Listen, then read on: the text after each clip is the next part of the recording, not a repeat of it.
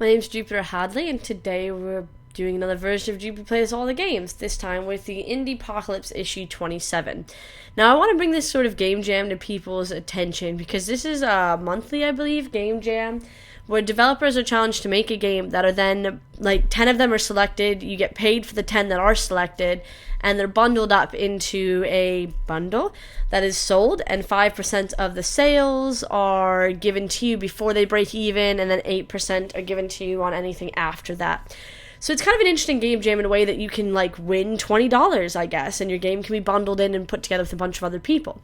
The games that they bundle up are pretty interesting, so have a look at their previous Indiepocalypse catalogs, issues, and see if you'd be interested in the game jam. I'm playing all of the games that are in this jam for a minute each, 10 per video. Links to individual games will be in the description, so you can check them out further. And all my info will also be in the description, so you can check me out as well. Thank you very much for watching and liking and commenting, and if you want to support me, do so on Patreon. Next. First, we're playing Metatron's Library. This is pretty cool. The whole art style and zooming in reminded me of The Good Life. I look confused and I've been hanging out at a grave. What happened? Where am I? I'm so cold and thirsty. I'm gonna look for some water. I mean, it's raining. What's this? It's a little ghosty. There's a well. Pure water. After drinking water from the well, Nax feels only a little bit better. Wait a moment, there's something down there in the well. Got silver and purple. Holding the silver and purple disc close gives a soothing comfort. Perhaps having it close at all times would be nice. Equip the silver. Okay, so we will equip it. Sure. Is that... Okay, equipment. Where do I put it? Wait. Cool. It's like a shield. Got it.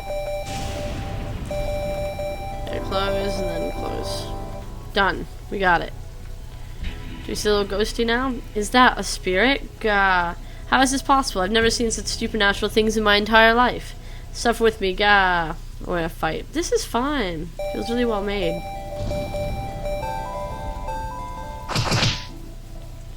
Look at this. Ice breath. I'm just a full-on attack. I can see other people battling as well, but they're battling zombies, which look way more scary. Next. We're going to talk about Tea and Crumpets next. This game costs $4, even though it was entered as part of the jam. I'm not going to show you all of the PDF because that seems unfair, because you have to pay for it. But it's a game called Tea and Crumpets, and it's a tabletop RPG, I think. The suave and dastardly villain known as Earl Grey is struck again, and it's up to you and your fellow magical girls to stop him. Deep in the heart of Central City, a strange phenomenon has occurred. Normal citizens are suddenly changing into strange flowery monsters with flower-based powers. But to what end? Why are they here? And why are they working for Earl Grey, an elusive thief? Gather your friends, get your transformation sequence out of the way, and get ready to monologue every time you use a power, because it's time for Tea and Crumpets, a game of magical girls and tea leaves. I mean, it sounds really well written. It looks quite in-depth. There's a great number of pages. Stuff's color-coded. A lot of thought has gone into this, so I totally understand why they've put it behind a paywall. I do think that it's worth checking out if you like magical girls and tabletop RPGs and have friends. Next. We're playing Nymph's Tower.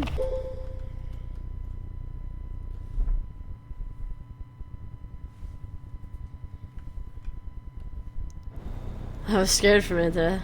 Arrow keys to move. Alright, graphics are good. Boop. Boop. Press enter to use map. Yeah. Got a jetpack. It refuels when we touch down on the ground. Boop. Does take a few seconds to use your jetpack, which needs to be considered. Yeah, like there. That's okay though, we're still doing great. Press X to shoot gun. Oh, we need to go here. It's close.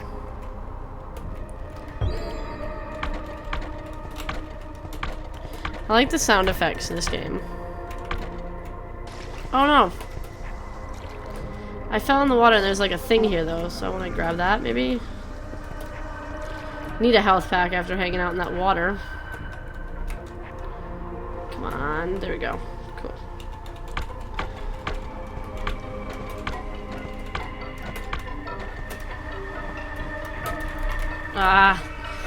This is a bit challenging. Next. We're playing Moments. I like this graphic style. Walking home, so I realized he left his homework at school. It was the 5th time that year and he almost kept walking. But there was a math test next week, and if he failed again, his parents were sending him to after-school lessons. So, turning around, Solo began... I called it Soli before. Solo began to walk back to St. Smith's Academy. St. Smith's Academy, whose acronym made a rude word if you said it backwards, was a private school, a nice private school, where rich people sent their kids. So was there because his parents owned Fitzroy Foods, whose tomato soup ruled the canned food aisle. But being a tomato soup hare wasn't that great. It didn't let Sol get away from forgetting his homework, nor did it make him fun to be around. Sol was the kid who sat at the back of the class, silent until he was called on, the one who barely passed, and even that was because his parents threw money at the school. 16 years into his life, and Sol hadn't lived, laughed, loved yet. And he definitely wasn't going to live, laugh, love today. In front of him was Chet Chester, who sat in the front row and made unfunny jokes no one laughed at. With a name like Chet Chester, he wasn't set up to be the bully. His hand was in the teacher's desk like a kid who had been caught stealing from the cookie jar. Well, this was awkward. Don't mind me. I just want to get my math homework. Okay. Without a second glance, Chet went back to sleeping. Sol stood there and felt immensely uncomfortable. He swallowed and made a silent prayer to no one in particular and walked over to his desk. Then he got his homework. When he looked back, Chet was still standing there, staring right at him. Now he had something in his hands. Sol tried not to look at it. It's clearly the math test. So, that's your homework? Yeah. Cool. These are my test answers. Sol had the sudden urge to run away. Chet wasn't supposed to be scary, except he sort of was. So what if he had round cheeks and bright eyes? His shirt was buttoned wrong, his tie poorly done, the gym shorts he was wearing was against dress code. The smile he was giving him was sharp enough to cut. No matter how messy cute Chet looked, the cuteness was a lie. Sol began inching his way towards the door. Well, I'm gonna leave now. Hey, wait, come back here. Don't you want to buy? Not really. With a grin, Chet walked up to Sol, stepping forward every time Sol stepped back. By the time Sol's back hit the wall, their faces were inches apart. Where are the teachers? This feels like a very detailed game, and it feels well written. Next. We're playing RESYNC. This is likely our final transition. Solar panels critically damaged, backup fuel is depleted. We've set course for an unknown structure orbiting Sol 1564. Scans suggest artificial construction, but no radio contact has been made. It's the best hope of continuing our mission. Powering down, may we ever wake, end of transition. At present day, the ship arrives. Did we make it? We landed on something. There's gravity. What is this place, and where are the others? I like the graphic style again, it's very cute. That's new. That's a familiar face. It's tearing the ship apart. What is it? This place, it's some kind of machine. Just our luck, we landed on a ship-eating machine? It seems that way. Well, at least there's something here. There was a good chance we'd never reboot. Where are the others? The other half of the ship is gone. I haven't seen them. Well, let's take a look around. I have a dog robot. This is great. I'm very excited. Yeah, sure, journey begins. Guide each robot to their respective goal, indicated by the capital letter. To pass the level, all units must be at their goal simultaneously. So I have to be on A. And then this boy. Oh, he's gotta be there. Oh, I get it. Right, let's restart.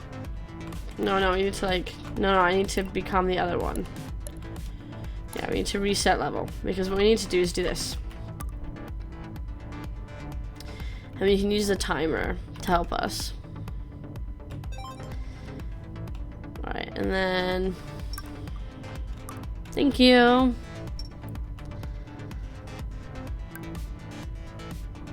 Wow, this is really well made. It feels quite polished. Next.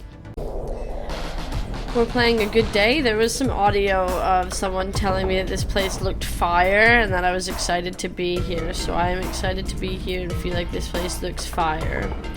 I don't know if it's running super well on my computer because it seemed to struggle a little bit with textures and texture popping, but it's like a rice farm casino. Laddie-dotty yotata ratatat scoobity doobity. My body is ready for beef stroganoff. I love beef stroganoff. These machines look old. Where do I get beef stroganoff?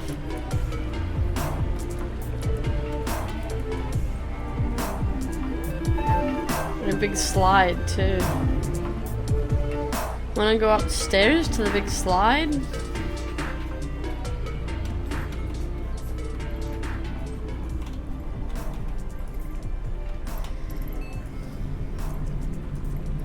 Sugar daddy, on my way to meet my sugar daddy do.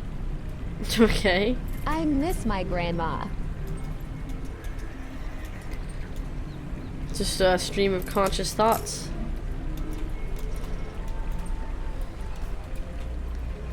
I guess we can hit E to actually sit in it. Okay. Huh. What an interesting world. Next. We're playing Stories from the Valley. This place looks ominous, but the sound isn't scary, so I don't feel scared. Sound just sounds like birds, and I like birds. I've got bird feeder outside my window, and I like hearing them eating in the morning. We had a big tree outside my window where they used to live, but the storm that we had a couple weeks ago in England took down the tree in the backyard of my neighbors, so the birds don't hang out there, and I'm very sad about this because it means less birds eating my bird feeder. Just kind of going towards these big lights. I don't know if that's what I'm meant to do, but that's what I'm doing. I can run. There's two.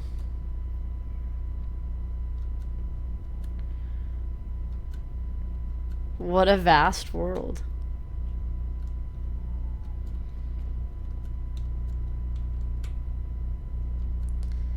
This one's a house.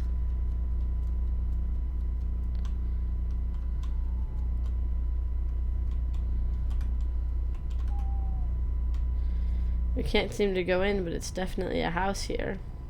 There's some red, there's green, there's so many stars. Next. We're playing Go Fly A Kite, which had a flashing lights warning, so you're warned as well. Nobody got big plans for the big day. It's just 7 days away. Personally, I'm going to take the dog down to the reservoir and get loaded. Okay. Reservoir is going to be crowded. Fair. Are they normally crowded? What big day? Is it a federal holiday? We don't all live in the same country, moron. Okay, yeah, fair. The internet. The apocalypse, man. It's the end of the world. Don't you browse general discussion news? It's all anyone talks about these days. Starting to get tired of it, to be honest. That sounds like a whole worldwide holiday, actually. The end of the world. Oh, that's right. I forgot. Did they ever figure out why the world's gonna end? I don't know. Because your posts are so crappy. Lol. Something about universal cycles, a process kept in place by some trans-dimensional super beings. Apparently, they were able to band together and stop it a couple of cycles ago, but our top researchers on the topic decided to just leave well enough alone. Sounds lame. It looks like we can go to other places apart from our computer, and that the story sort of follows us around. Just reminded to post this in off-topic, real-life casual plans, not off-topic, real-life scientific speculation. Please keep the topic to what everyone's planning, otherwise it will close the thread. I'll be spending my end of days here, keeping the trolls at bay. Fair, yeah. Next. We're playing Caya and The Dragon. Cliff Mitchell's game. Michael's game? Mitchell's game. Who knows? Who knows how to pronounce things? Not me. It's everyone just kind of walking forward. In a time of darkness, the Zealot kingdom attacked and scorched the Adinist kingdom. Kill all the men and capture the women. Some were made slaves and some who fought back were killed. It's a really hard time.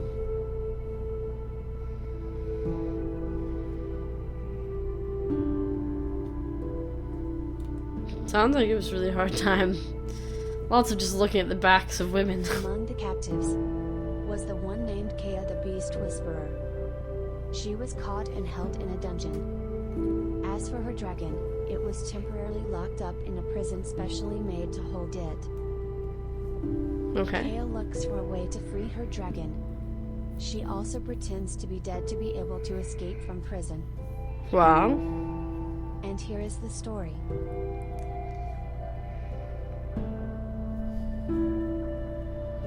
I feel like the text is a bit slow and I can't really get into the game because of the allotted time, but it looks interesting. Just not really my style. Next. We're playing Clash Robot Detective. It's been so long since I've had some quality alone time. Usually a quick drive out of town is all I can afford. Then I want a cruise ship vacation and some sweepstakes that I entered on a whim. Can you believe it? Me on a high-tech cruise ship? I still can't believe it, and yet here I am. Relaxing on the deck of the violet skies, drinking in the gorgeous open sea sunshine. I beckon the robotic waiter over. I love these graphics, they're great. Would you like a drink? There's a soft Rosie brings up a digital ticket and gathers my information. My name, what is my name anyway? Jupi.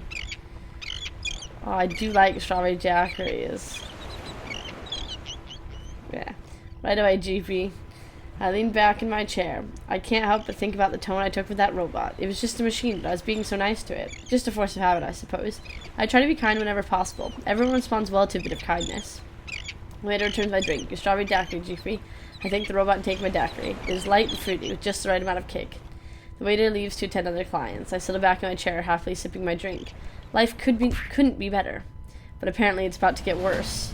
A man runs past screaming. A lifeguard! It's gone crazy! Oh wow, you know, like a hairdryer head. The robotic lifeguard's right behind him. Its hand is a bloodied mess. Something dances across its optics like small words on a reel. The robot switches its focus to the panicking man. To me. It's time for your swimming lesson. This does not seem good. I need to do something. I need to do it now. Flee. I run for my life, recognizing a bad situation when I see it. I can hear the lifeguard's heavy footsteps behind me, quickly catching up to me. Then I feel our hand grab the back of my arm. Surely this is it. This is how I'm gonna die. I pulled away. The arms of another robot. Sorry about the manhandling, my friend. I just needed to get you out of harm's way. New robot pushes behind me. I get a pretty good look at it. It's a police assistant robot designed to enter dangerous areas that humans have trouble navigating. What an interesting storyline. This is very unique. Next.